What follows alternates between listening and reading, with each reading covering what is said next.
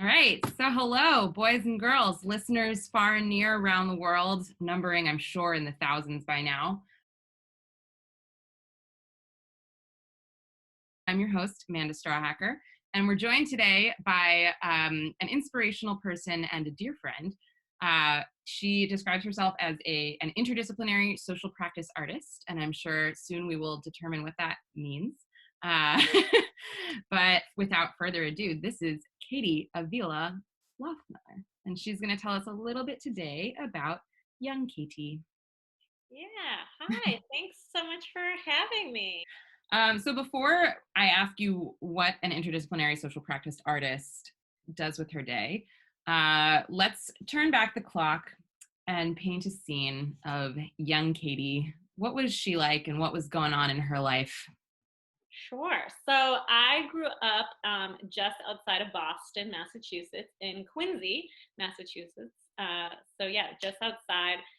Although spent some time much time going into Boston. My mom is like a real Bostonite. Like grew up in East Boston, so grew up going in town a lot. And by like as soon as I was old enough to like take the train alone, did a lot of exploring into Boston and beyond. So real feel like the whole metro area is home. But I think we go way back till when I was born. I was actually born in Bogota, Colombia, and I was adopted by my parents who are from the Boston area and in Boston. And so I grew up in I grew up in the same house. We never once I was adopted, I never moved. That was my first move for the next 18 years, and grew up kind of just wasn't Quincy, for those who don't know, is sort of an urban suburb. Luckily I had like a big backyard, which I think was really nice, and so definitely had some of that aspect of growing up. Had a garden, not that I'm like an actual garden where like plants grew yeah, we had intentionally? a vegetable garden, and me Wow. and my brother, who's also adopted, he's 3 years older, we would sell our vegetables. We had a little veggie stand. Wow, that's so Yeah, cool. we were entrepreneurs at a young age. How were the So, vegetables? what? How were the vegetables? They were delicious. I mean, seriously. So we also lived across from my elementary school. So we were, a lot of the elementary school teachers were really like, they would come and like they were vying for our tomatoes and cucumbers. Hey. And we just like we were. Well, my dad, like we were really great gardeners. My dad was a really great gardener, and we always had like our garden was huge, and it was like we really had more than we could use. So I mean, I think we gave some away, but of course, like we sold things. With cute little kids on the corner, we like made like probably 10 cents a tomato or whatever. That's But for us, awesome. we thought we were like really rolling. I guess looking back, there was always. I mean, I remember there was lots of things where I was like kind of already side jobbing it as a young child. Like, so that, and it's funny Gig because economy for life. I didn't really think about it until this conversation, but that, I also had a paper route. Like, remember in the olden times, we got papers delivered to Oh, our. like a newspaper. Ah, yes, I think I can recall the days. Yeah, and I delivered the newspaper. That I was like the paper girl, and we would get when we would collect the fees for the paper because people would pay for the paper. We like they'd give the paper girl or boy tips, and like I don't know what my street Mm. was, but they apparently had lots of money, and I had a really great paper route because I made a ton of money. And so I remember when I was like one day my dad asked me after a few months of doing this, like, oh, like how much money do you have? And I had like too much to be keeping in like a like shoebox, and he was like, I guess we're gonna have to open up a bank account for you. All right. So, launched an entrepreneurial vegetable market and Yeah. skimmed a little off the top of your paper route. Yeah, so there was that part of it, but then also I think my mom is like really into the arts too. She painted growing up, so there was always paints in our house, and we would always do like arts and crafts. Like my favorite thing growing up was like going to Michael's, and like we would just pick a random thing to do. Like it would be like around Christmas, it'd be like making Christmas ornaments or making, I don't know, just like Christmas decor, or and like it would be seasonal or like or if it was summer, it would just be like whatever else we wanted to try. So I feel really lucky because my mom like really thought that was important and I really loved it. Like I was always making art. So that was kind of a big thing too. And my mom also enrolled me in ballet as like a very young child. I So didn't know that. yeah, so I think I was probably 3 years old and in dance classes. So, and then I danced like until I was 18. So that was also like a big part of my upbringing too. So like the arts were really important in my household and encouraged for myself. So what did you think you were going to be when you grew up? So I really like went all over the place, which again is kind of funny to think about now. I remember, when you like have those like days like in school, like dress up was what you're gonna be like. And one time I dressed up as a gymnast. Like I never took gymnastics, but somehow I just. But then other times I remember my mom asking me one time, like, "What are you gonna be?" And I was like, "I'm gonna be a secretary." And my mom's like, "Don't you want to be a boss?" And I was like, no. I just really like these supplies. Like I really liked office supplies. And so, I was like, what job can you like use office supplies? A secretary. That makes sense.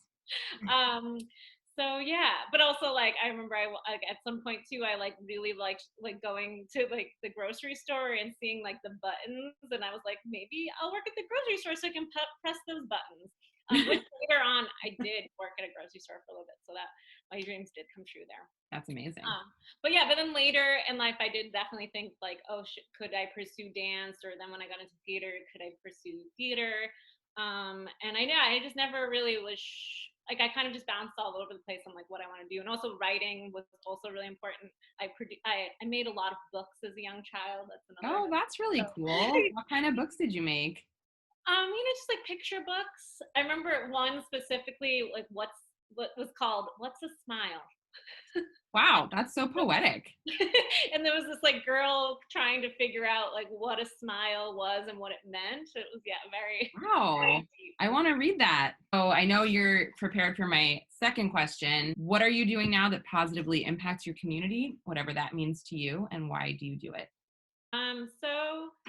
So now I live in Milwaukee, Wisconsin. Kind of like went an indirect route to get here. Wasn't the plan, but I ended up here happily because I'm not from here. I've really had to build community, and this is not the first time I've done this. I had to rebuild community in lots of different places, which I feel like I'm getting pretty good at it, which is the cool thing.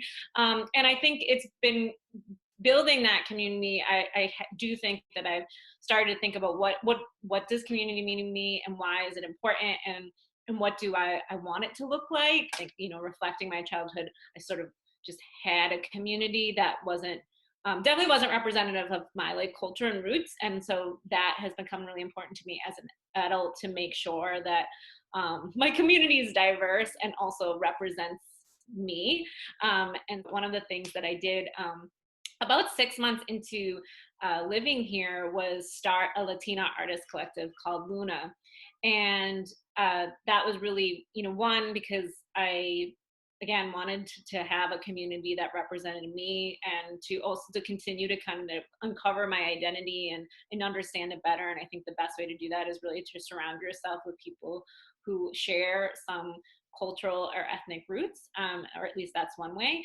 But also I saw a lack of diversity in the artists that were being represented in galleries or within different organizations. And so I decided, instead of complaining about it, I would try to create a solution for it. And so Luna sort of came about in that way, of me turning to a colleague of mine who's also Latina and being like, hey, you are from here.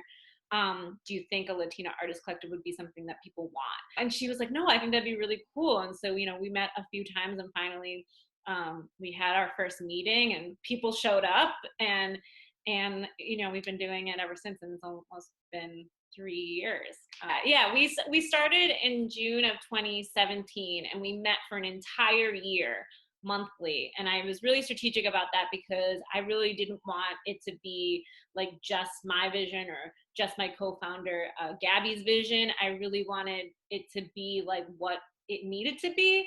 And so we met monthly to really take our time to like let it evolve slowly and grow organically. And I think that was one of the best things that we did, not like just acting right away, but kind of letting it form the way it needed to form. We wanted to be intentional too about our first show. Like we didn't want to just anywhere. So we kind of went off the beaten track per se.